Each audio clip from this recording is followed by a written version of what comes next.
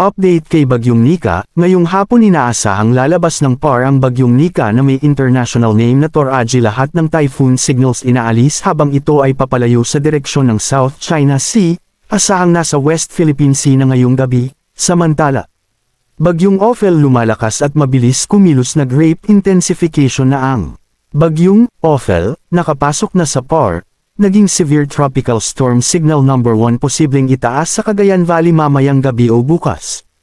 Bagyong Ophel, nakapasok na sa PAR, huling namataan sa layong 1,170 km east of southeastern Luzon.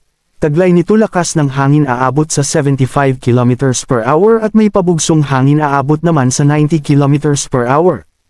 Kumikilos naman ito pa west-northwestward sa bilis na 25 km per hour. Inaasahang lalakas pa si Bagyong Ophel pagsapit ng Miyerkules.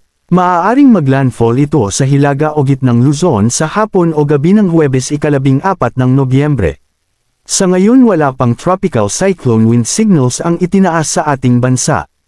Bagamat hindi pa eksaktong matukoy ang lugar ng landfall, posibleng maranasan ang matinding ulan, malalakas na hangin, at storm surge sa northern Luzon.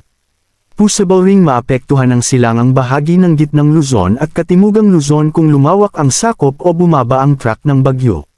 Mahalaga ang patuloy na pagmonitor dahil posible pang magbago ang direksyon at lakas ng bagyo sa mga susunod na araw. Samantala, maaaring itaas ang tropical cyclone wind signal number 1 sa ilang bahagi ng Cagayan Valley mamayang gabi o bukas ng umaga. Ang pinakamataas na wind signal na posibleng itaas dahil kay Bagyong Ophel ay wind signal number 4. Ibig sabihin, maaaring makaranas ng napakalakas na hangin at matinding epekto ang mga lugar na tatamaan nito, kaya't pinapayuhang maging handa ang mga residente sa posibleng pinsala at epekto ng bagyo. Sa ngayon wala pa itong epekto sa bansa. Tuldok. Bukod sa Bagyong Ophel, nagbabadyang pumasok din sa PAR ang nabubuong sama ng panahon malapit sa Guam. Kung sakali itong pumasok sa PAR, tatawagan itong Pipito na may international name na Mani. Malaking parte ng bansa ang makakaranas ng magandang panahon ngayong araw, ngunit asahan pa rin ang biglaang buhos ng ulan lalo na sa bandang hapon o gabi.